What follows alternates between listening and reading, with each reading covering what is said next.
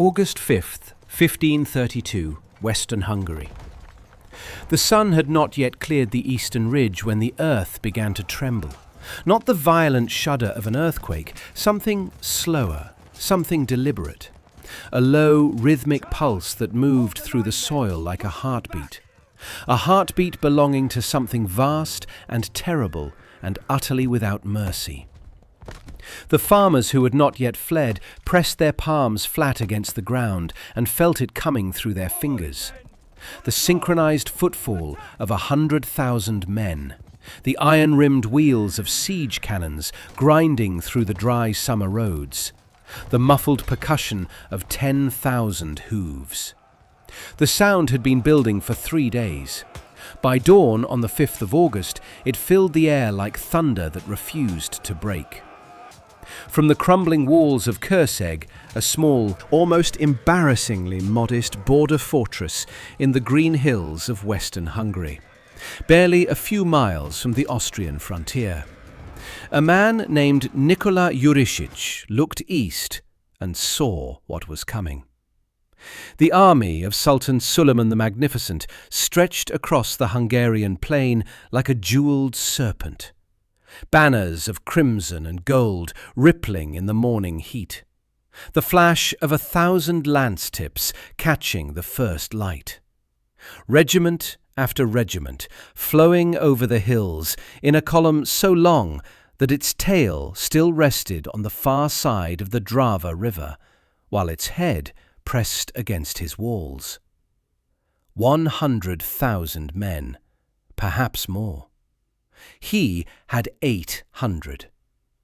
800 soldiers, assembled from 46 professional cavalry, 700 armed peasants who had never trained for sustained siege warfare, and the male burghers of the town who gripped their swords with the uncertain hands of men more accustomed to counting coins than parrying janissary blades. No cannons, few muskets. Walls so old the Ottoman artillery had already begun cracking them before the main assault even started.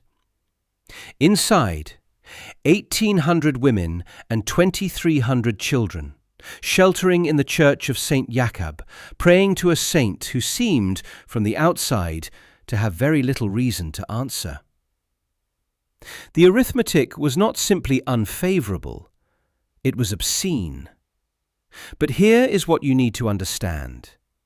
This small, forgotten fortress on a road that most European mapmakers barely bothered to draw was the last obstacle between the most powerful military force in the world and the capital city that stood as the gateway to all of Western civilization. If Vienna fell, and it would have fallen, the Ottoman tide would not have stopped at the Rhine. It would have rolled through the German states and the Low Countries like water through a broken dam, and the map of the modern world would look nothing like what it does today. That is what 800 men were asked to hold back. And this battle changed the fate of Western Europe forever. Not because of a great cavalry charge or the intervention of a powerful king, but because of something far stranger and far more human. One man refused to accept that the outcome had already been decided, and 800 others decided to follow him into the fire. Consider what that means in concrete terms. The year is 1532. The printing press is barely 80 years old. The Reformation has split European Christianity in two. The Holy Roman Empire is a fragile coalition of competing princes. The Ottoman Empire, which had already absorbed Byzantium, the Balkans and Anatolia, was not simply an external threat.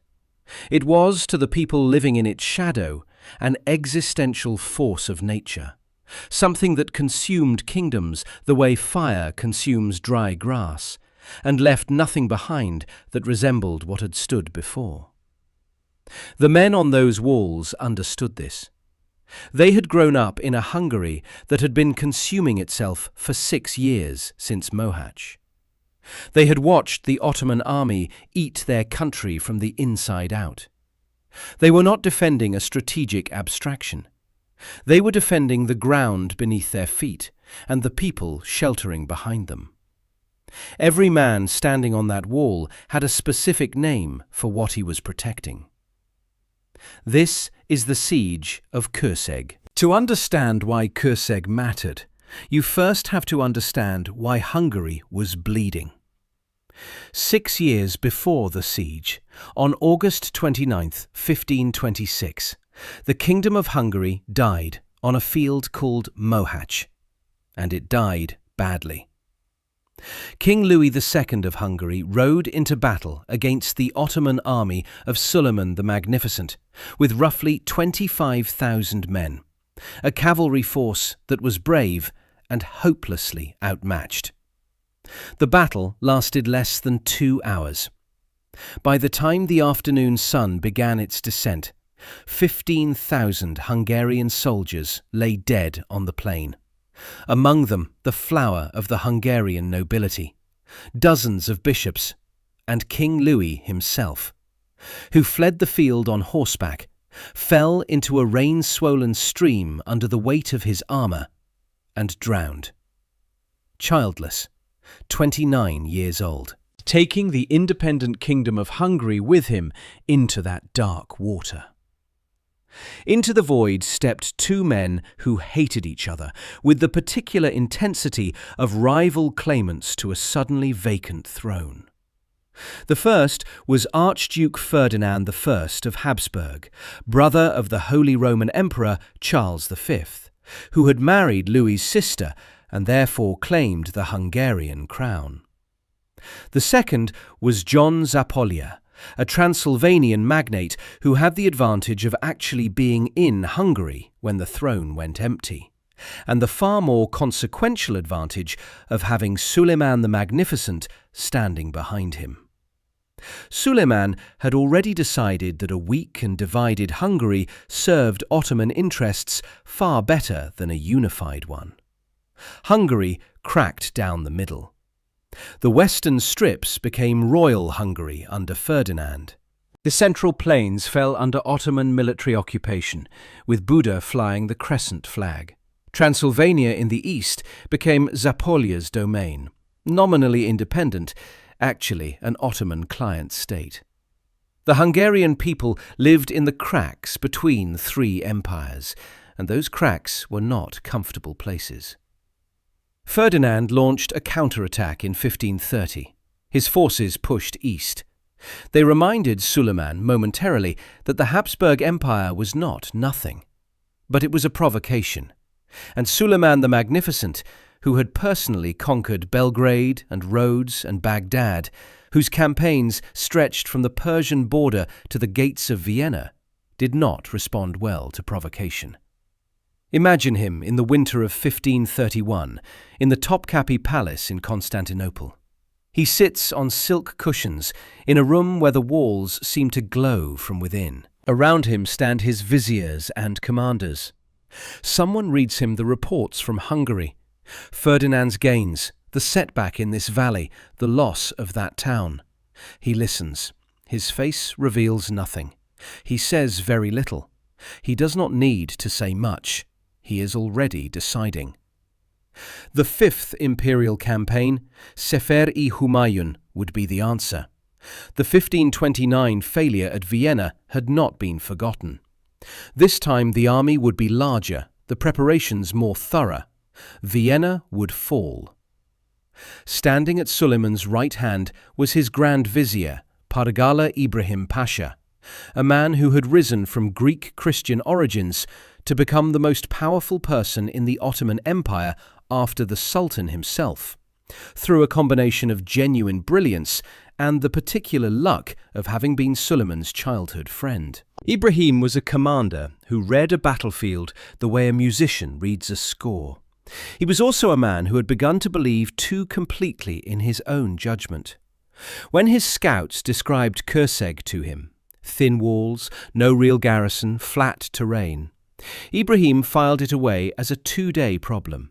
Then Vienna. He did not ask why those walls were still standing when every other fortress in the region had already surrendered. he should have asked.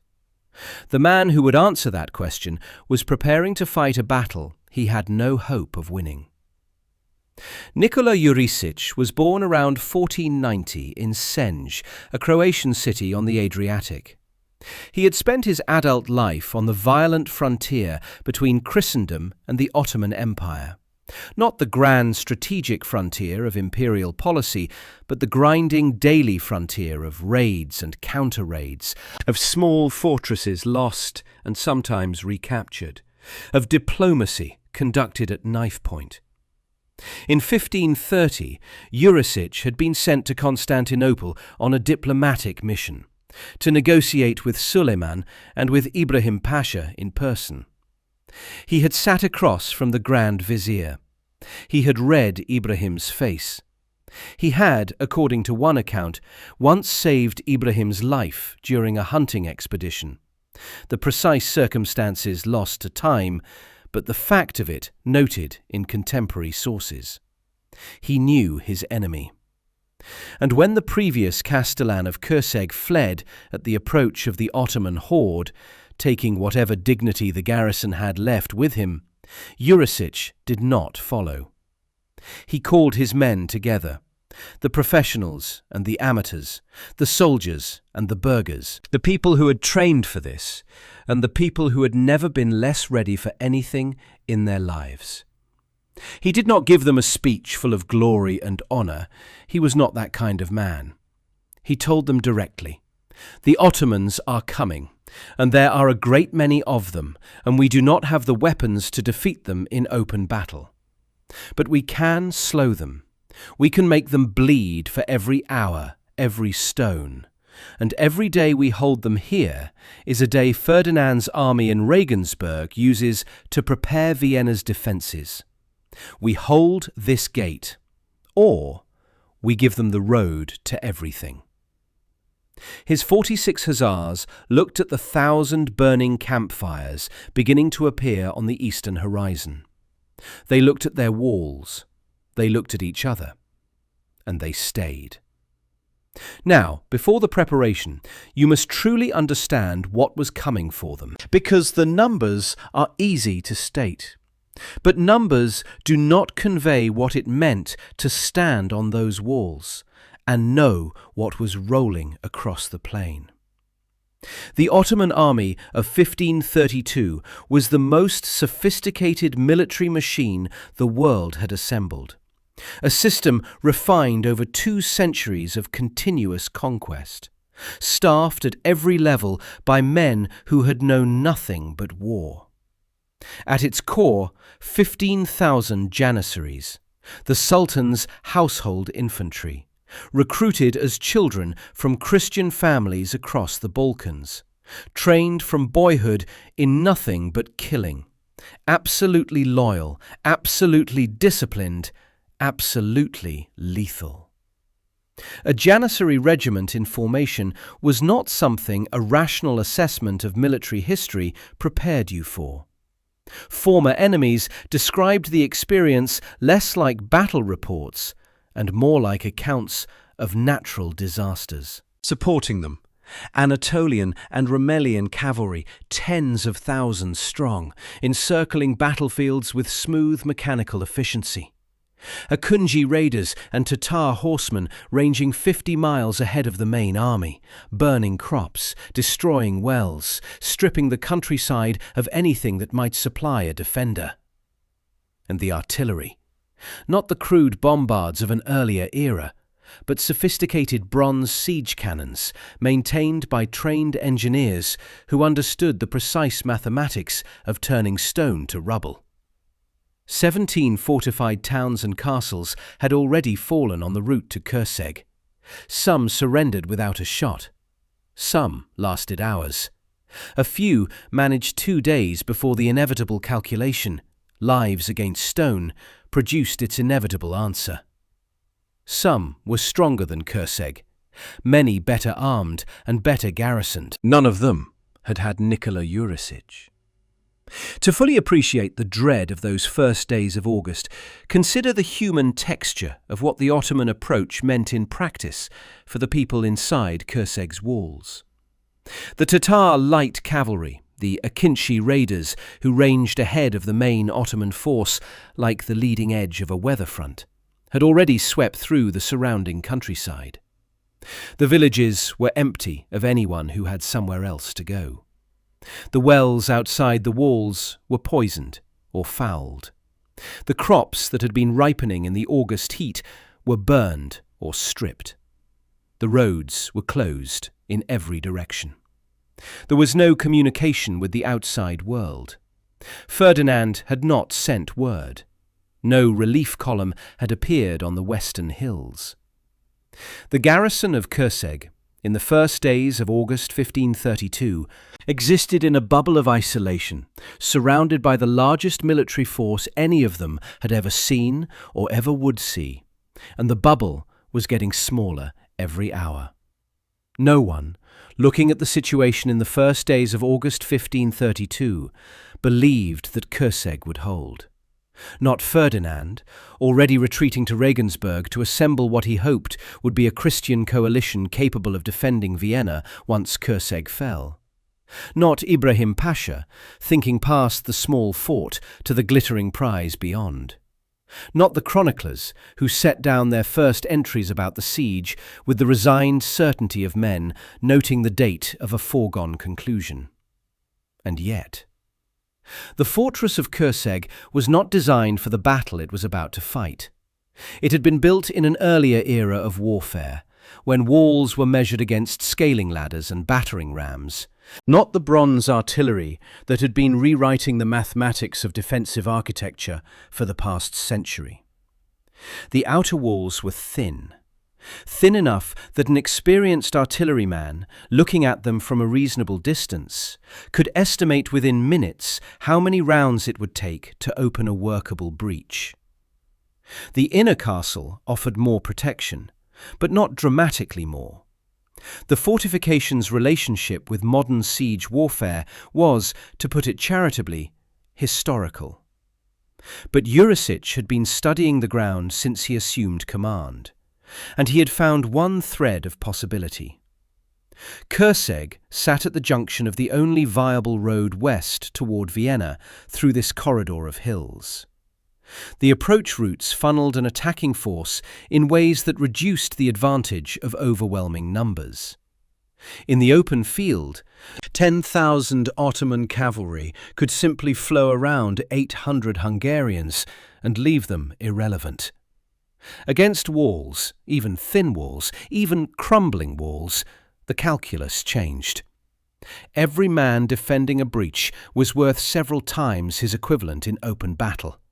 Every gate was a bottleneck. Every tower offered a field of fire. Kőszeg was not a great fortification, but it was a fortification, and Jurišić intended to make it perform far above its rating. The Ottoman besieging force numbered somewhere between 50,000 and 80,000 men, including 15,000 janissaries and the heavy artillery that would be the primary instrument of the fortress's destruction. Against this, 46 professional cavalry, approximately 700 armed men of varying quality, and determined civilians who had decided that since they were going to die here anyway, they might as well die fighting. Jurišić organized his defense with the methodical care of a man who knows every decision must last. He positioned his hussar cavalry at the gates, where training and weapons could do maximum damage in close quarters fighting. He distributed armed peasants and burghers along the walls in sections, pairing inexperienced men with those who at least knew which end of a weapon to point at the enemy. He ordered the women of the town, and this was not metaphorical, this was operational necessity, to prepare stockpiles of stones, boiling water, and improvised projectiles. The women of the Hungarian borderlands were not strangers to this work. Ottoman chronicles from other sieges in the region describe with evident unease the sight of women on the ramparts hurling missiles with accuracy and ferocity that rivaled the men beside them. But the three decisions Jurišić made before the main Ottoman force arrived were the ones that would define the entire siege. The first, he would not wait. On August 6th, before the Ottomans finished establishing their positions, Jurišić ordered a sortie.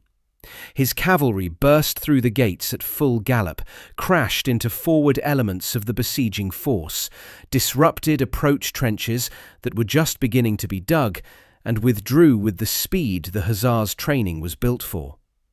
The sortie lasted 8 minutes. It was not a victory in any conventional sense, but it cost the Ottomans time, and in the economy of this siege, time was the only currency that mattered. More than that, it told the Ottomans immediately on the first morning that this garrison was not going to sit and wait to be destroyed. It would come at them. It would not make this easy. Ibrahim Pasha received the report and reportedly laughed. That was his mistake. The second decision. On August 9th, as the Ottoman encirclement became complete, Jurišić ordered the surrounding villages burned. His own peoples abandoned homes. The burning denied the Ottomans shelter and supply, the wells, granaries and outbuildings that could have sustained a besieging force. It cleared the ground before the walls into a killing zone, where approaching infantry would have no cover. Every column of black smoke rising from a burning farmhouse was a message. We have thought further ahead than you assumed. The third decision was the one that revealed his deepest understanding of Ottoman tactics. He had learned in years on the frontier and confirmed in his conversations in Constantinople that the Ottoman primary method of taking walled fortifications, when direct assault proved too costly, was undermining. Tunnelling beneath foundations, packing the tunnels with gunpowder, collapsing walls from below. Jurišić set his men to digging too. Downward and then horizontal, into the earth beneath the walls, creating a network of counter-tunnels designed to intersect Ottoman mines before they reached the foundations. The men who did this work spent days in the dark, their ears pressed to the soil, listening, actually listening, for the sound of Ottoman spades working on the other side of the stone. On the night of August 4th, Kőszeg was quiet in the way that only a place about to be destroyed can be quiet. The campfires of the Ottoman advance guard dotted the eastern hills like a second fallen sky, too dense and too numerous to count. In the courtyard, a farmer from the village of Rabehidveg ran a whetstone along his scythe blade, his hands steady, his face not. A burgher from the town's German merchant community tested the flex of a long sword he had kept on a wall for 15 years. One of the 12 town council members who had stayed when they could have left knelt before a small wooden icon of St. Martin, the soldier saint, the patron of Kőszeg, and prayed in the private language of a man who is not sure anyone is listening, but who needs to speak the words anyway. From somewhere inside the church, a child cried. The sound carried across the courtyard and was swallowed by the night. No one spoke. Jurišić walked the walls alone. He had done everything he could do. The countermines were being dug. The positions were assigned. The cavalry horses were watered and ready. He had written careful letters to Ferdinand, measured, unflinching, asking for relief he did not expect to come. He looked east at the 1,000 campfires and did the mathematics one final time, as he had been doing for days, and arrived at the same answer he always arrived at. Then he put the mathematics away and looked at his walls instead. On the other side of the camp, in his elaborately appointed command tent, Ibrahim Pasha was not concerned. His intelligence reports confirmed what his initial assessment suggested: a minor obstacle, a small and poorly equipped garrison, incapable of significant resistance. He had not brought the heaviest siege artillery, the massive bombards that could level fortifications in days, because the original campaign had not anticipated extended siege operations along this route. Suleiman's 1532 campaign had been designed around a decisive field battle with Ferdinand. Kőszeg was a brief interruption to be resolved quickly before the main event. He had looked at the fortress and seen its weakness. He had not looked at its commander. What Ibrahim Pasha could not see from his side of the camp, what no intelligence report could have captured, because it was not a fact about walls or weapons, but a fact about human beings, was the quality that Kőszeg's defense would ultimately depend on. It was not courage in the abstract sense of the word. Courage is a feeling, and feelings are temporary.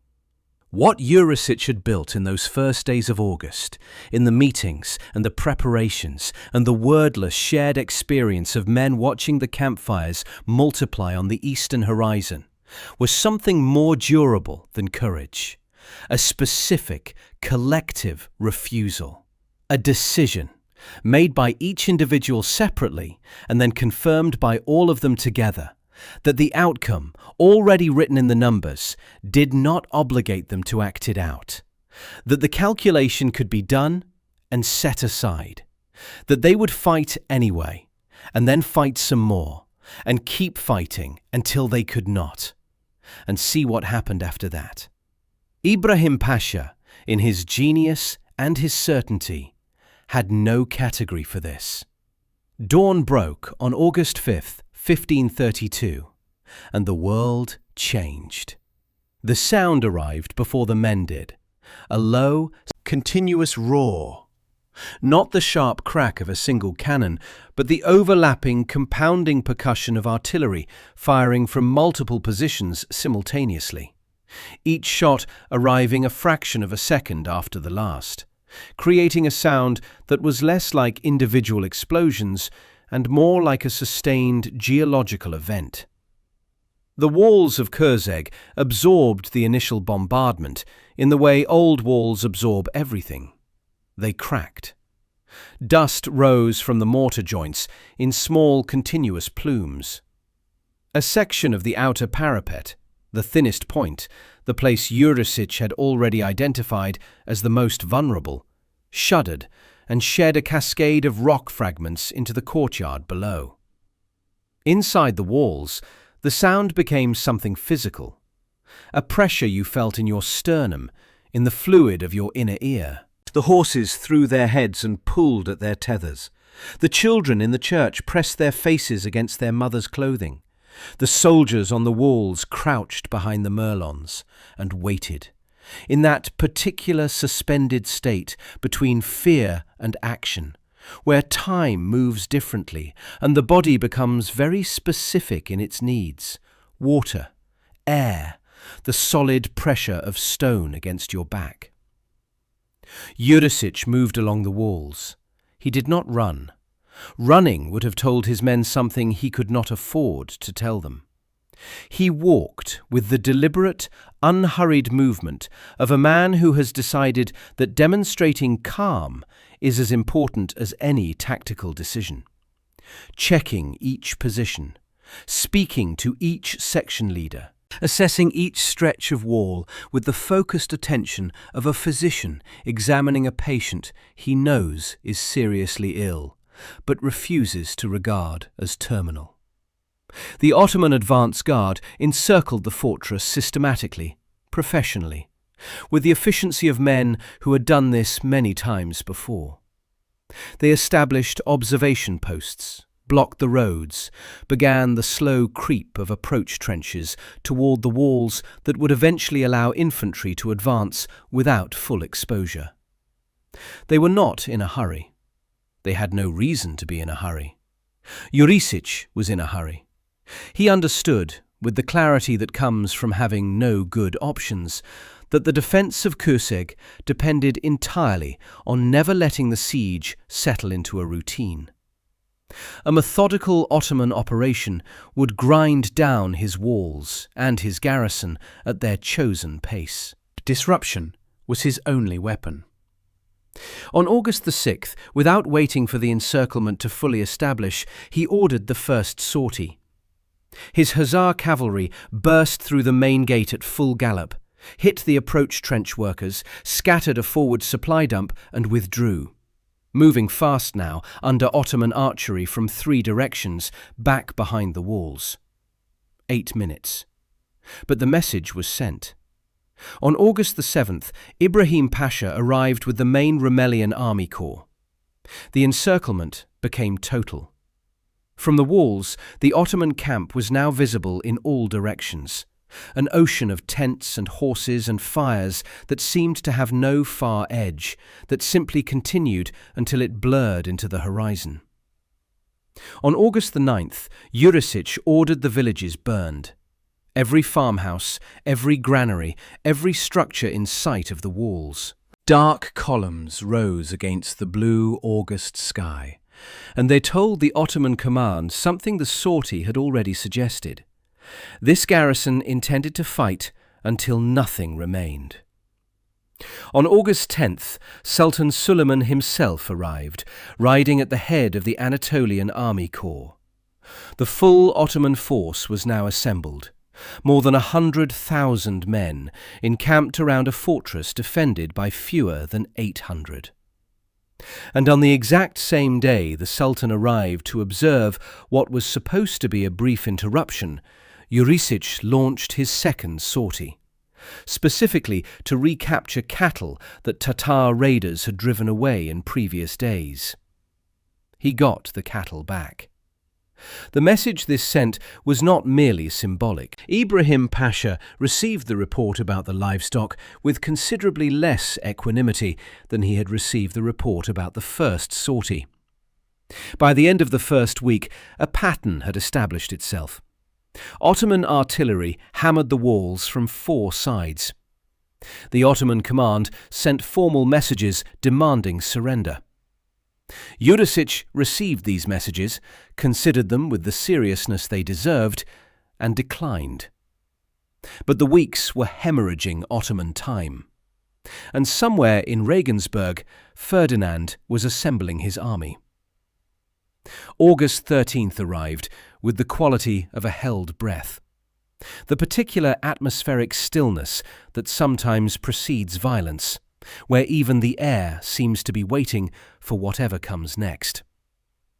What came next was the first general assault. The Janissaries advanced with their institutional signature, not running, not screaming, not the chaotic rush of men who need to terrify themselves into motion, but the measured, unhurried progress of professionals who have done this so many times that it no longer requires rage to accomplish. Behind them, supporting infantry, archers, engineers who would exploit any breach. The drums, always the Ottoman drums, that particular percussion which contemporaries described as physically disorienting, designed to shake defenders' resolve the way artillery shakes walls. The defenders, Jurišić's hussars at the critical points, his armed peasants and burghers supporting them, women arriving at the walls with stones and boiling water, fought with the ferocity of people who understand that there is no fallback position. Beyond these walls was not survival on worse terms. Beyond these walls was nothing. The first assault failed, but not easily.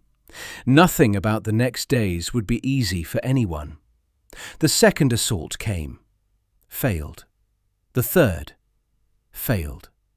The fourth brought down a significant section of outer wall, and Jurišić's defenders, rather than retreating from the breach, threw themselves into the gap, turning it into a killing ground where the attacker's numerical advantage was negated by the narrowness of the opening. A breach in a wall is a door, and a door can be held by far fewer men than an open field. But the Ottoman approach shifted. If direct assault required reducing the walls further, then reduce them they would. The artillery increased its tempo. Stone dust filled the air inside Kőszeg continuously, coating every surface, getting into eyes and lungs, and the food that the women prepared and distributed with the grim efficiency of people running a field hospital who cannot acknowledge how bad things are. 5 assaults. 6. 7. Each met by defenders who should not, by any rational military analysis, still have been standing. But they were. Jurišić moved from section to section during these days with the rapid, committed certainty of a commander who has decided that hesitation is a luxury he cannot afford. He was wounded during one of the early assaults. He told no one. He kept moving. The Ottoman miners made progress on their tunnels. On August 15th, one of Jurišić's counter-tunnel teams broke through into an Ottoman approach tunnel approximately 40 feet from the western wall, close enough that its explosion would have brought down a significant section of foundation. The two teams encountered each other in the dark, in a tunnel barely wide enough for one person, lit by a single oil lamp each side carried. The sources do not record how long the moment lasted. What is recorded is that the Ottoman mine was neutralized. The defenders had won a battle 40 feet underground that no one above them knew was happening. 8 assaults. 9. 10. By August 20th, 2 full weeks into the siege, the Ottoman timetable was in ruins. The army that was supposed to be approaching Vienna was still sitting outside a fortress it could not take. And the first quiet conversations were beginning in the Ottoman command structure about what this meant for the logistics of a campaign whose supply lines stretched 500 kilometers back to Belgrade. But the fortress was also straining. The outer walls were in serious disrepair. The garrison's ammunition was running low.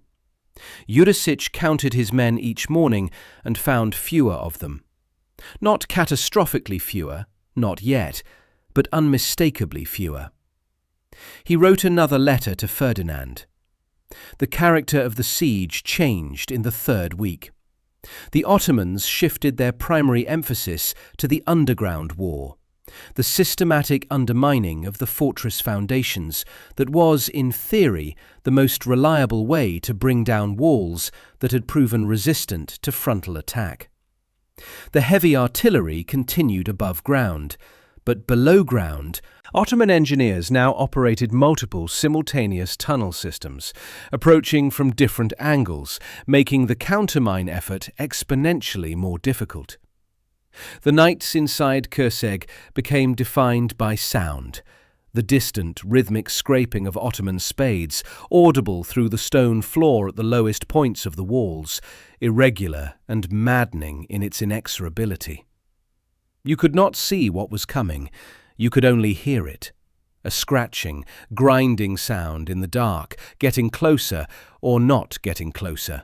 Impossible to tell from the surface, requiring the counter-tunnel men to go down into the earth and press their ears against the rock and try to triangulate a sound that seemed to come from everywhere and nowhere simultaneously. One team, working through the night of August 21st, following a sound they had tracked for 2 days, broke through a thin section of stone and found themselves looking, by lamplight, into the face of an Ottoman engineer working 3 feet away in a tunnel approaching the western foundation. The sources do not record how long the moment lasted. Both sides simply looked at each other in the dark. Then the counter-tunnel team did what they had come to do: collapse the Ottoman tunnel from the inside, blocking it with brought-down stone, and withdrew. The mine that would have taken down the western wall did not explode. But 3 other Ottoman mines did find their targets. A section of eastern outer wall collapsed on August 22nd, opening a breach 12 feet wide. A second mine on August 24th brought down part of the northern parapet. A third, on August 25th, widened an existing crack into something the defenders could barely describe as a gap. By the end of the third week, Kőszeg's outer fortifications resembled less a defensive wall than a demonstration of the stages of destruction. Some sections still standing, some cracked, some reduced to rubble that the defenders had incorporated into improvised barricades rather than attempting to repair what could not be repaired. And Jurišić was wounded more seriously now. He said nothing about it to his officers. He had to keep moving. The moment he sat down and acknowledged to his own body what it was costing him, that was the moment his garrison would see it in his face. And the moment they saw it was the moment they would start the calculation he had kept them from making for 3 weeks. Whether survival on Ottoman terms was preferable to death on their own. He could not let them start that calculation. So, he kept moving. On the Ottoman side, the picture was darkening in ways the campaign planners had not anticipated. The supply lines from Belgrade were fraying. Local requisitioning of food had run dry. The countryside was stripped bare. Horses were losing condition.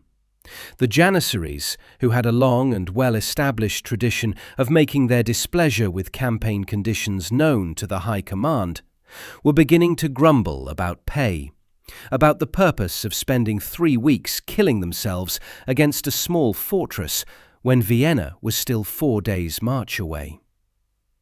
Time anchor, August 25th. 3 full weeks. The fortress was still standing. The 18th assault came on August 27th. It failed, but it was the closest any of the previous assaults had come to succeeding. Ottoman forces penetrated 2 collapsed outer wall sections and held them long enough that Jurišić had to commit his cavalry reserve, his hussars, kept back for exactly this emergency, to drive the Janissaries out of the ruins of what had once been a parapet. The cost was heavy. After August 27th, the reserve was smaller and could not be reconstituted. That night was the night Kőszeg understood, collectively, without anyone needing to say it explicitly, that tomorrow would be different. The walls were gone in too many places. The ammunition was genuinely exhausted, the last of the musket powder used during the 18th assault, leaving the defence to be conducted with blades, crossbows with limited remaining bolts, stones, and whatever improvised weapons Desperation could produce. The garrison had been reduced over 3 weeks of continuous fighting to a fraction of its original number, some killed, more wounded to varying degrees of incapacity, all of them operating on a level of physical depletion that any army with a retreat route would have considered disqualifying for combat. There was no retreat route. In the Church of St. Jakub, the 1,800 women and 2,300 children who had sheltered behind Kőszeg's walls for 22 days gathered for a final mass.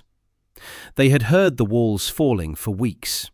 Many of them had joined the defence, carrying stones and water, tending the wounded, doing whatever human ingenuity could invent to supplement the exhausted garrison.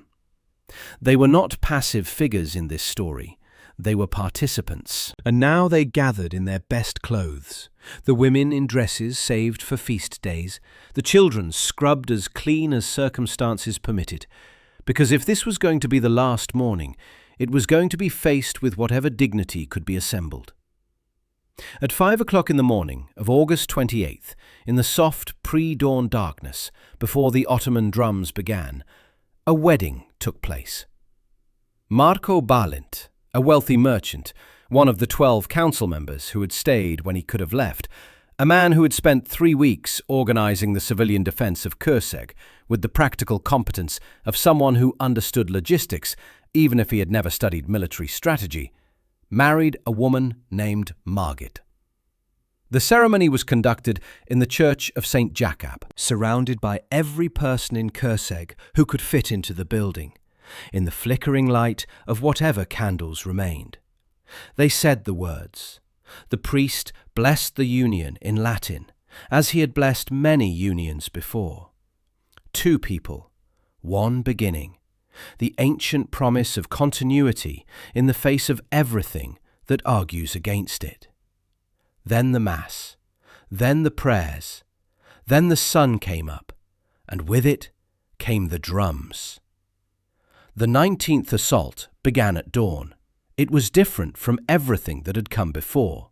The Janissaries who led it had been given orders by commanders who understood, finally, completely, that this could not continue. The Ottoman timetable was 3 weeks behind schedule.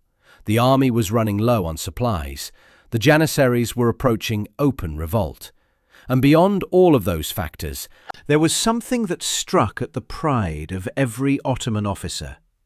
A crumbling, irrelevant border fortress was defeating the finest army in the world daily, and everyone who would ever write about this campaign would know it. This assault would end it. All of it. The Janissaries went over the rubble at dawn with the concentrated, terrible energy of men who have been told this is the last time and have believed it. They poured through the breaches simultaneously. 3 entry points, coordinated with a discipline that was, even in its lethality, impressive. Jurišić was at one of the breach points, wounded beyond the ability to conceal it, fighting with the focused economy of a man who understands that every unnecessary movement is energy he no longer has. The Janissaries pushed through. The defenders fell back and fell back and fell back, fighting for every foot of rubble, every doorway, every corner. And then they were inside. The Janissaries were inside the walls of Kőszeg. There was nowhere left to fall back to. The air stopped. That is not poetic description. That is what the surviving accounts describe. A sudden, absolute cessation of the sounds of battle.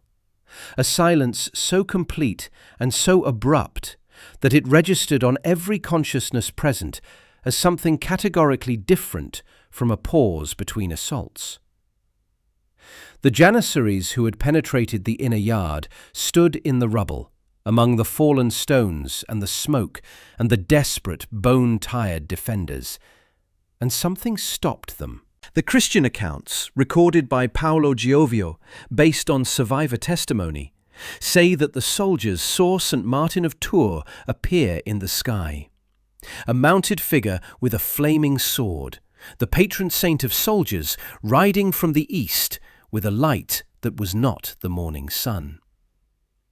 The Janissaries themselves, in accounts passed through their officers back to the Ottoman chroniclers, reported that they encountered something they could not fight. Not a human resistance, but something that existed outside the categories of military experience. Something their training and courage and discipline had not prepared them for. They could not fight heavenly creatures who had taken the form of men. The more grounded historical account comes from the letter Jurišić wrote to Ferdinand on August 30th, in his own hand, in the flat language of a soldier's field report. When the Janissaries breached the inner yard, he wrote, they heard the sound of women and children crying from the houses and the church.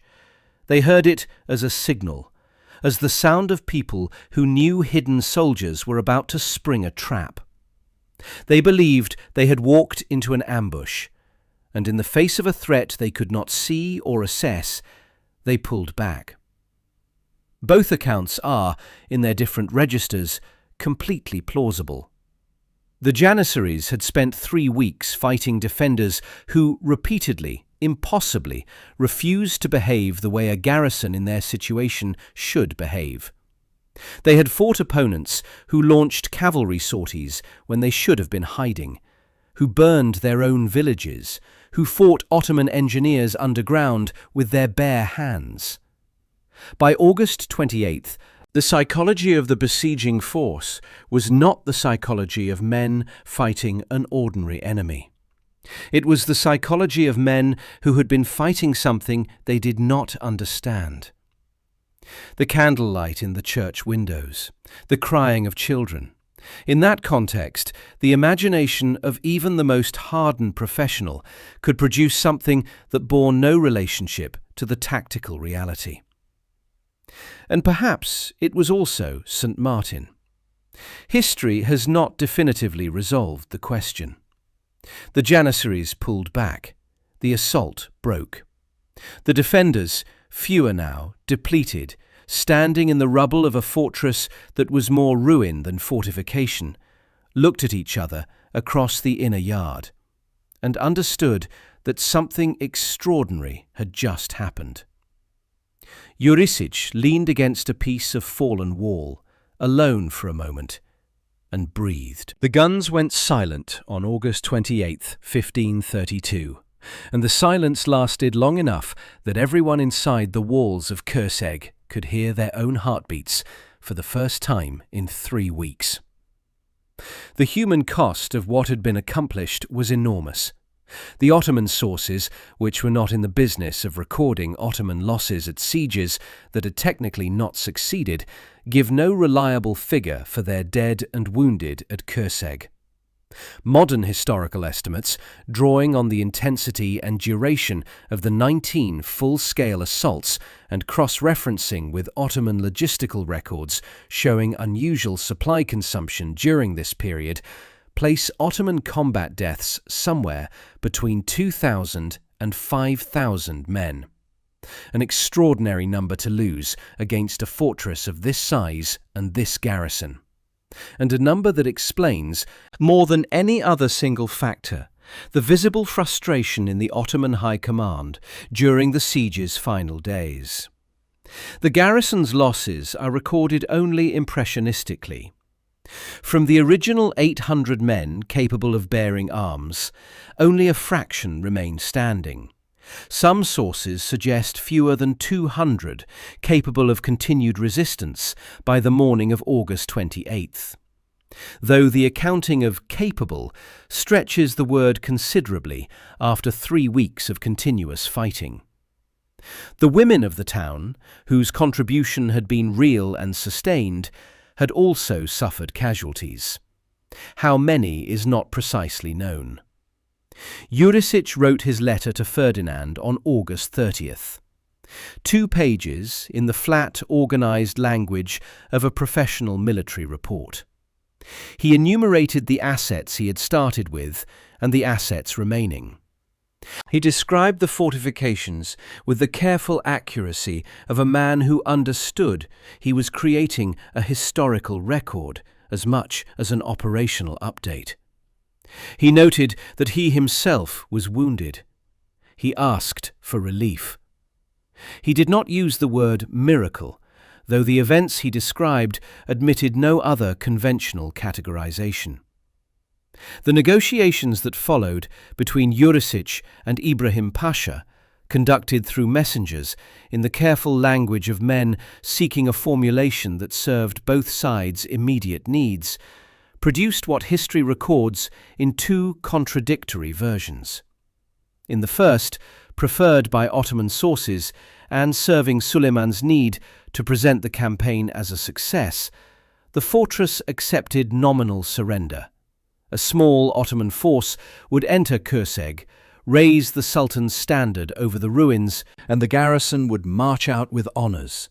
Victory could be claimed in official dispatches. In the second, supported by Habsburg sources and by Jurišić's own letter, no formal surrender occurred. The Ottomans raised a flag over a ruin that was already effectively destroyed, and the garrison watched from behind what remained of their walls. In both versions, Jurišić retained de facto control. In both versions, Suleiman accepted the situation. In both versions, the Ottoman army turned south on August 30th and began the long march home.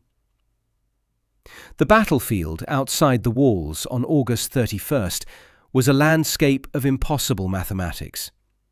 The Ottoman camp, which had housed more than 50,000 men in an elaborate system of tents, supply depots, horse lines and command structures, was dismantled with brisk professional efficiency. The approach trenches, some completed and some abandoned, traced the record of the engineering effort across the fields like geological strata laid down in compressed time.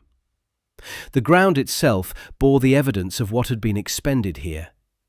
Looking east from what remained of Kőszeg's walls that morning, you could see the Ottoman column retreating.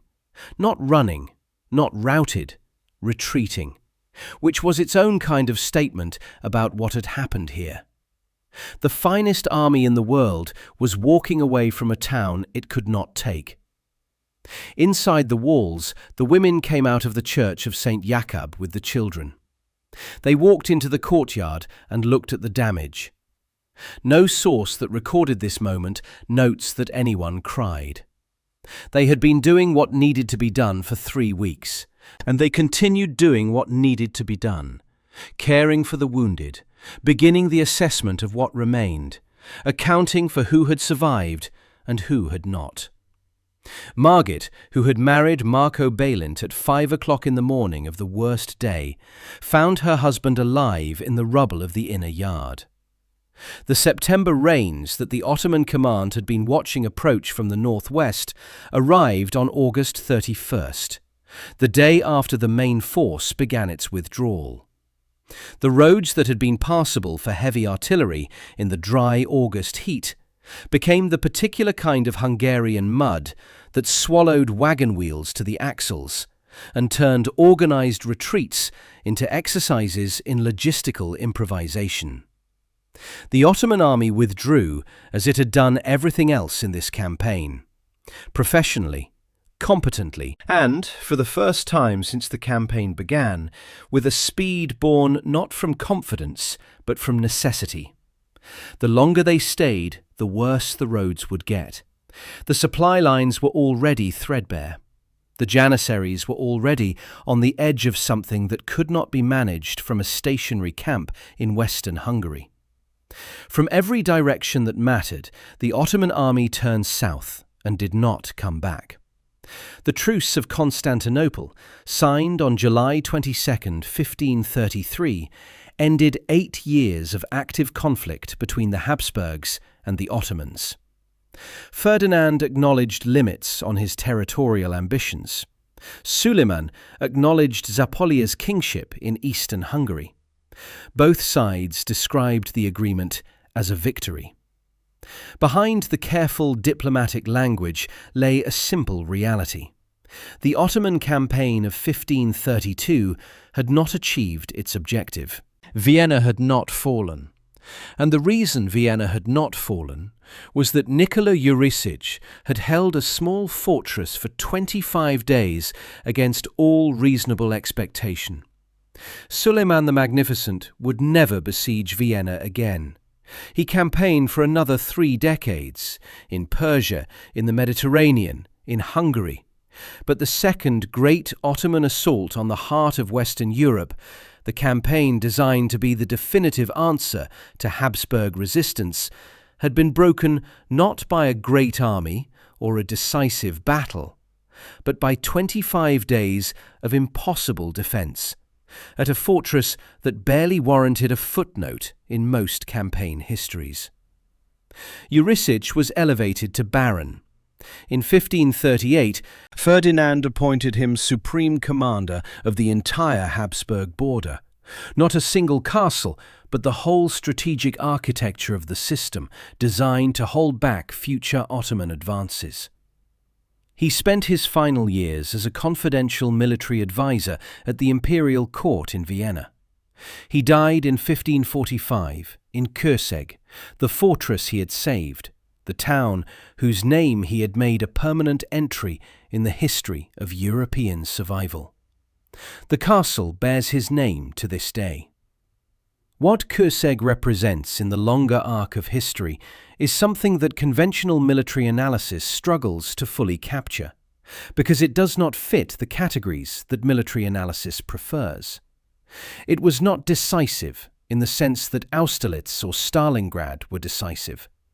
It was a delay, a 25-day interruption in an Ottoman schedule. And that delay, Combined with the approaching autumn rains, the fraying supply lines, the Janissary unrest, and the intelligence reports about Vienna's growing defences, was sufficient to turn back an army that might otherwise have continued. History's great turning points are not always dramatic.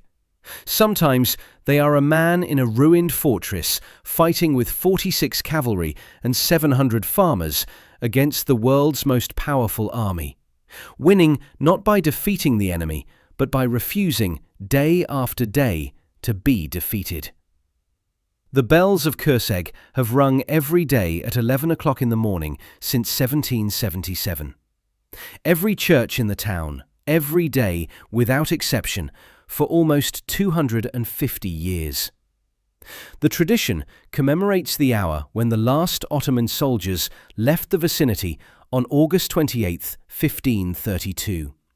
An hour fixed in local memory, passed through generations of a town that understood, without historians needing to explain it, that what had happened there was worth remembering. Today, Kőszeg is a small, beautiful town in western Hungary, near the Austrian border, a place of Renaissance and Baroque architecture in warm colours, cobblestone squares, the unhurried charm of a city that has survived a great deal and chosen to present its survival as hospitality rather than monument. The tourists who visit Jurišić Square and walk through the castle gates are generally not there for the siege, though the siege is everywhere. In the Heroes' Gate, built in 1932 for the battle's 400th anniversary. In the statue of Jurišić in the castle courtyard. In the bells. At 11 o'clock, the bells make all further explanation unnecessary. They ring across the old town, the sound filling the streets and the square and the hills in the direction from which the Ottoman army came. And they say the thing that all the historical analysis cannot say in the same register. This mattered. What was held here was worth holding.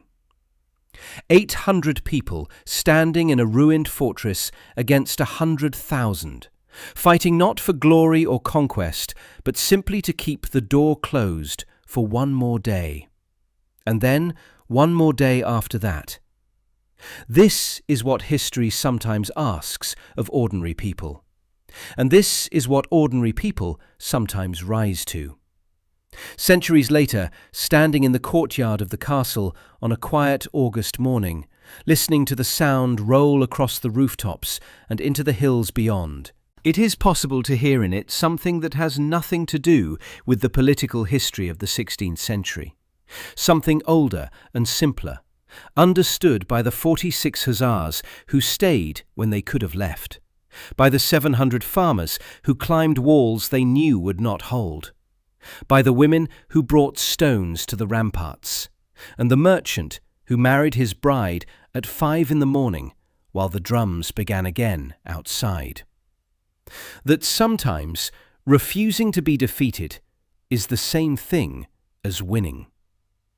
The bells still ring.